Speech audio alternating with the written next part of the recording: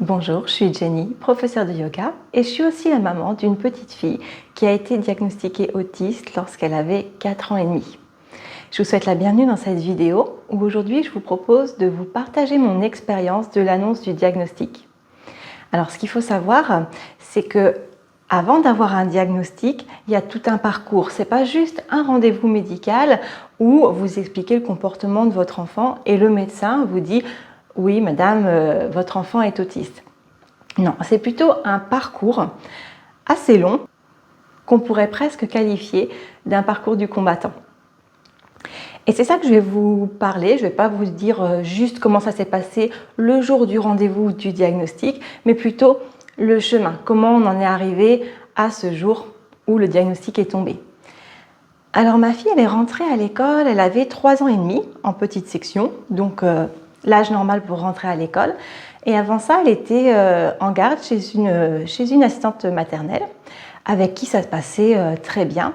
Et je me souviens avoir dit à cette assistante maternelle que lorsque ma fille irait à l'école, ce serait très probable qu'elle ne pleure pas le jour de la rentrée, tellement elle était une enfant qui semblait zen. En fait, elle semblait cool, tranquille, parfois un petit peu dans sa bulle.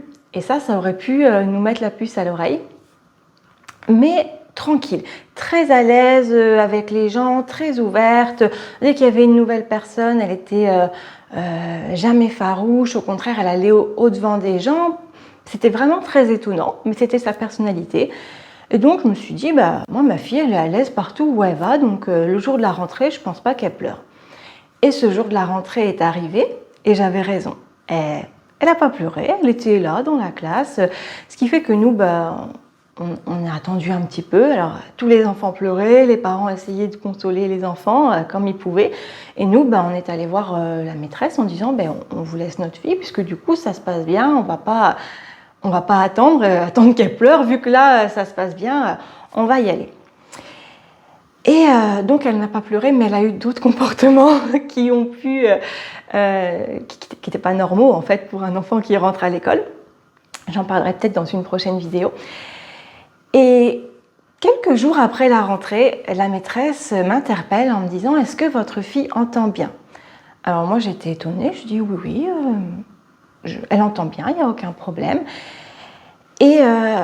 Et sa demande est revenue. C'est-à-dire qu'encore quelques jours, elle me dit « J'ai un problème avec votre fille. En fait, j'ai l'impression qu'elle ne m'entend pas. Alors, est-ce qu'elle ne m'entend pas ou est-ce que c'est un refus d'autorité?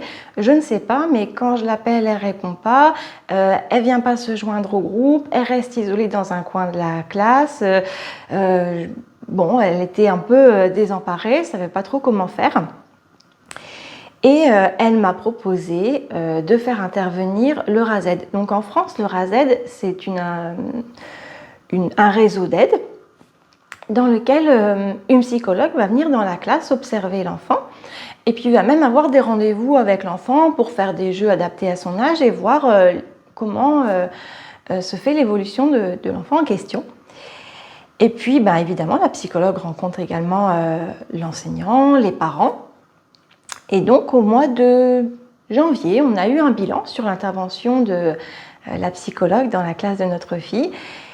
Et donc, elle nous dit que son travail, elle nous a expliqué son travail. Elle nous dit que là, pour elle, dans le cadre du RASED, ça s'arrête ici, mais qu'elle nous conseille fortement d'aller voir des professionnels, peut-être même dans le cadre du CMPP, parce qu'elle nous avait dit que notre enfant était très stressée et qu'elle ne se sentait pas à sa place à l'école. Et là, moi, je suis tombée un peu dénue parce que d'extérieur, ma fille, elle semblait cool, tranquille, et elle ne montrait pas de signes de stress. En tout cas, pas de signes que moi, je savais détecter en tant que maman. Mais la psychologue, elle avait bien cerné mon enfant. Donc, on a suivi son conseil, on a pris rendez-vous au CMPP. Et là, il faut s'armer vraiment de patience parce qu'on vous dit « Oui, madame, vous allez pouvoir avoir un rendez-vous. Par contre, il y a 9 mois d'attente. » Et je pense, d'après ce que j'ai déjà entendu, que 9 mois d'attente, c'est peu par rapport à ce qu'il peut y avoir dans certains établissements. Donc, on n'avait pas le choix. Donc, on prend un rendez-vous pour dans 9 mois. Donc, ça nous reportait en septembre, la rentrée suivante, en fait, la rentrée en petite section. Et en fait, ce qu'il faut savoir, c'est que l'arrivée à l'école de notre enfant a déclenché chez elle des nouveaux troubles, en fait, des nouveaux comportements qui ont été difficiles à vivre, en fait, des comportements la nuit, des drôles d'attitudes la journée. Et nous, on était, en tant que parents, démunis, on ne savait pas comment gérer ça, et c'est devenu de plus en plus difficile. Mais le rendez-vous au CMPP n'était pas pour tout de suite. Donc, en fait, dans ce délai de 9 mois, en fait, on n'avait qu'à attendre et voir comment ça se passe. Donc moi j'ai pris rendez-vous avec une psychologue dans le secteur privé et donc effectivement ça m'a confirmé que notre enfant était différent, mais ça ne m'a pas vraiment aidé, il n'y a pas eu de diagnostic, il n'y a pas eu d'outils pour nous aider à gérer les comportements. Et vraiment au mois de juin c'était vraiment plus tenable, la situation est vraiment très très compliquée. J'ai rappelé le CMPP en disant mais là il faut nous aider quoi, 9 mois c'est long. Comment on fait, comment on gère ça? Donc j'ai réussi à avoir un rendez-vous avec la psychologue du CMPP juste avant la fermeture des vacances d'été. Et donc finalement dans notre parcours, c'était déjà la 3e fois que je rencontrais une psychologue, 3e fois qu'on reparlait de l'histoire de notre enfant depuis la naissance jusqu'à l'arrivée en maternelle, de tous ses troubles. On repart à zéro à chaque fois en fait, on réexplique tout ce qui se passe, tous ses comportements. Et ce jour-là, avec la psychologue, donc on est dans une petite pièce et ma fille était là, elle jouait au tableau et elle était assez calme en fait ce jour-là. Mais au vu de tout ce que moi je lui ai expliqué, elle conclut « On va prendre en charge votre enfant, mais il faut que vous sachiez que ça va être long et intense. » Et là, moi je me dis « Ah bon ?» Juste parce que moi je lui explique les comportements et alors que ma fille est assez calme à ce moment-là, elle me dit ça va être long et intense, mais à quoi est-ce qu'on doit s'attendre? Donc l'été passe, donc nous toujours démunis, toujours pas d'outils pour gérer les comportements de notre enfant.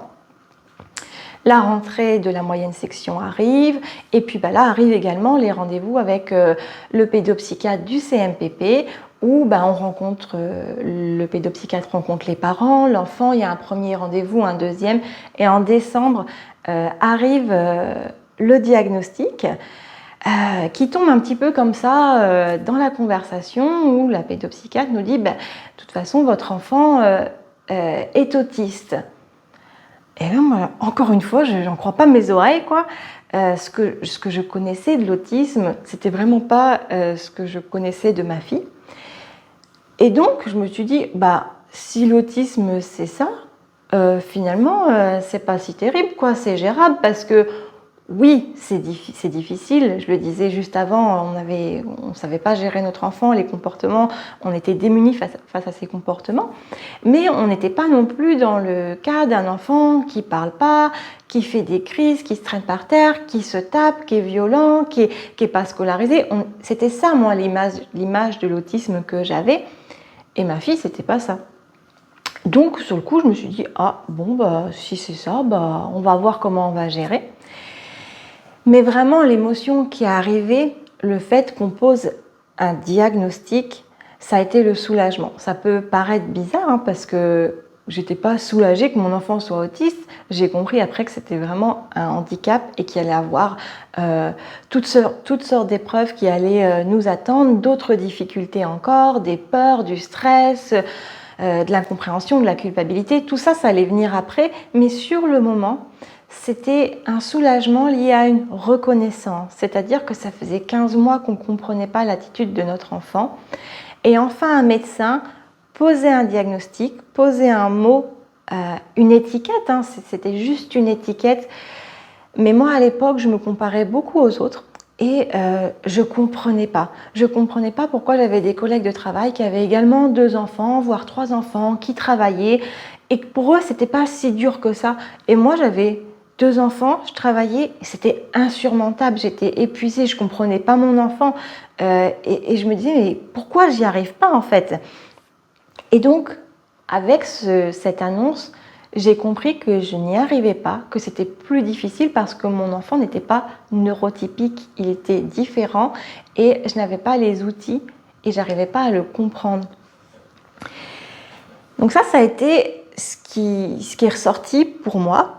Et c'est vraiment différent chez chacun d'entre nous. C'est-à-dire que dans mon entourage proche, peut-être que j'ai été la seule à ressentir un soulagement et à accepter cette étiquette autiste en fait, parce que du coup ça me faisait du bien, c'était une reconnaissance. Mais je sais que dans mes proches, au début il y a eu du déni, il y a eu d'autres émotions qui sont arrivées.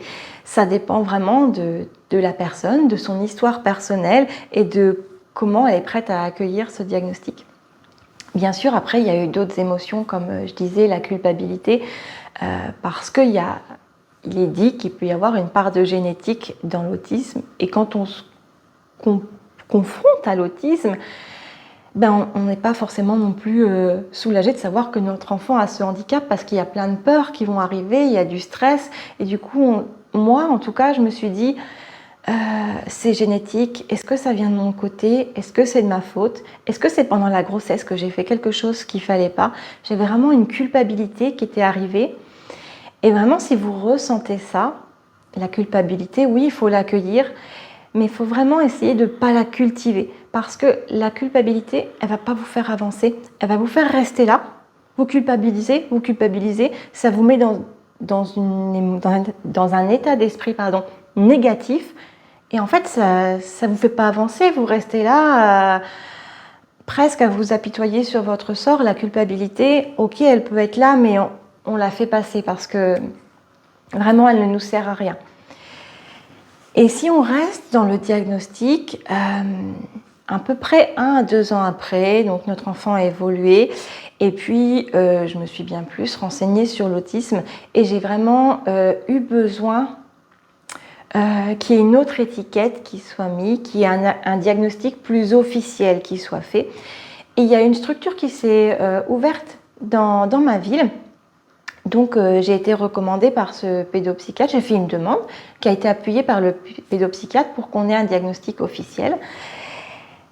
Et encore une fois, il faut s'armer de patience, puisque du coup quand j'ai appelé pour avoir mon rendez-vous, on m'a dit oui d'accord, par contre il y a 1 an de délai d'attente. Mais ça faisait déjà à peu près 3 ans que j'étais habituée à attendre beaucoup avant d'avoir un rendez-vous. Et donc, une nouvelle fois, on a rencontré psychologue, pédopsychiatre, et puis il a fallu raconter des détails de notre vie, mais qu'on avait même oublié, puisque des choses qui se passaient à l'âge de 2 ans, à l'âge de 18 mois, à l'âge de 6 mois, mais on n'était même pas dans un état d'esprit de se dire notre enfant a quelque chose de différent, il fait des choses ou il ne fait pas des choses qu'il devrait faire ou pas faire, donc c'était très difficile de se remémorer à quel âge il a su faire telle ou telle chose, c'était assez particulier. Et puis le diagnostic est tombé. Donc nous, notre enfant, je ne saurais même pas vous dire précisément, puisque finalement, ça n'a pas vraiment d'importance pour moi aujourd'hui. Je sais juste que mon enfant, il est autiste d'intensité moyenne ou modérée. Donc il n'est pas Asperger. Je crois même avoir entendu que Asperger, je ne sais même pas si on classifie maintenant les autistes d'Asperger. Ça, je ne pourrais pas vous dire, mais en tout cas, on a eu ce diagnostic. Et ce qui compte, c'est pas vraiment l'étiquette, mais c'est surtout de bien connaître son enfant et de l'accepter tel qu'il est. Alors, l'autisme est arrivé dans ma vie avant le yoga. Et le yoga a été vraiment une bouée de secours. En fait, ça a été ma bouffée d'oxygène pour m'aider à accepter, à me détacher et à avancer avec les cartes que me donne la vie, quoi. La vie m'a donné l'autisme, et qu'est-ce que je fais de cette carte en fait. Et du coup, voilà ce qu'il en a été pour moi au niveau de la gestion de cette annonce de diagnostic. Encore une fois, tout le monde va le vivre différemment, il n'y a pas de bonne façon de le vivre, mais la patience en tout cas va vous être très utile. Cultiver la patience et puis apprendre à gérer vos émotions va être quelque chose d'essentiel dans la vie au quotidien avec votre enfant autiste. Et donc, n'hésitez pas à me faire part de vos commentaires, si vous aussi vous reconnaissez dans mon témoignage, si vous aussi vous avez vécu ces émotions-là, si vous êtes dans un parcours de diagnostic ou si au contraire le diagnostic est déjà tombé.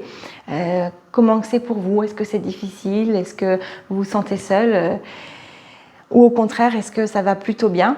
Que vous accueillez l'annonce telle qu'elle est et que vous faites avec, n'hésitez pas à mettre des petits commentaires. Donc je vous dis à bientôt dans une prochaine vidéo où je vous parlerai d'autres sujets en lien avec l'autisme, en lien avec mon expérience de maman, mais également en lien avec le yoga parce que comme je le disais tout à l'heure, c'était ma bouffée d'oxygène, le yoga, dans ce quotidien, dans ce parcours avec l'autisme. Donc pour moi, accompagnant, mais également pour ma fille.